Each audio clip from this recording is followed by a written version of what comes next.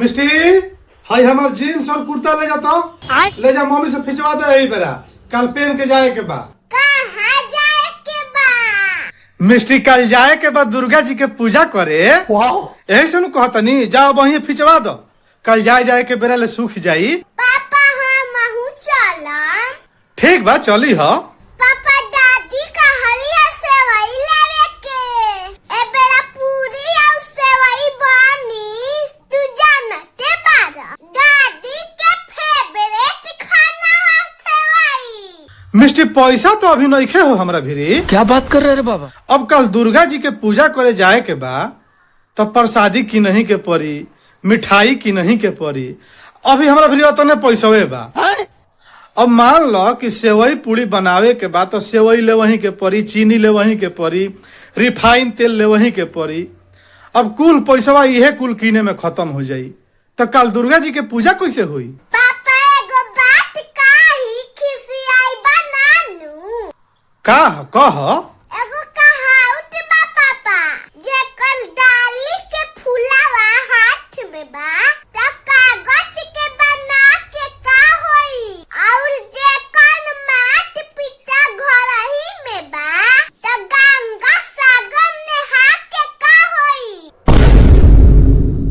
कहल का चाहतारू प्रेमानंद बाबा कहेलन कि तहरा माता पिता के जवन भी मन पसंद के भोजन बा उ उनका के खिया द तहर माता पिता खुश हो जाइए तो देवी देवता भी खुश हो जाइए। दादी के प्रिय भोजन में सेवई हानू तू दादी के सेवई खिया द दादी खुश हो जाइए तो दुर्गा माई भी खुश हो जाइए।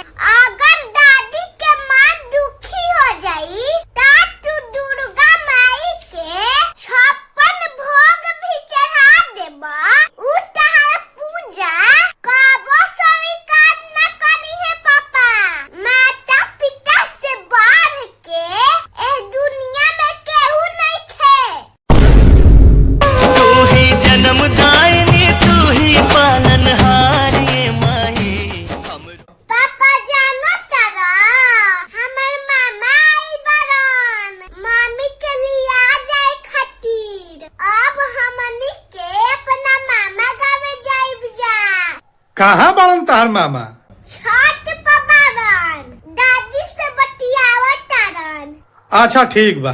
पापा जानो तारा दादी नु मामा से मामी के शिकायत बतियावत तारी। आ क्या बात कर रहे रे बाबा। दादी तहार मम्मी के शिकायत बतिया तरी उहो तारा मामा से ये सब क्या देखना पड़ रहा। का कह तरी दादी। दादी नु मामा से कहतारी कि ए बाबुआ तहर बहिन बड़ी झगड़ाहीन हिया रोज हमरा से झगड़ा करेले काम करे के डरे देह चोरावेले ए बाबुआ। अच्छा अभी बदत है भाई। तब तार मामा का कोलाहन तब मामा कहतारन कि आहिए माई ई का कहतानी हमर बहिन झगड़ाही ना हिया हमर बहिन तो गाय हिया तो दादी कहतारी कि हाँ ए बाबुआ ठीक है कहतारा तहर बहिन गाय हिया बाकी दू सिंह वाली गाय हिया ओकरा भीरी 2 गो सिंह बा।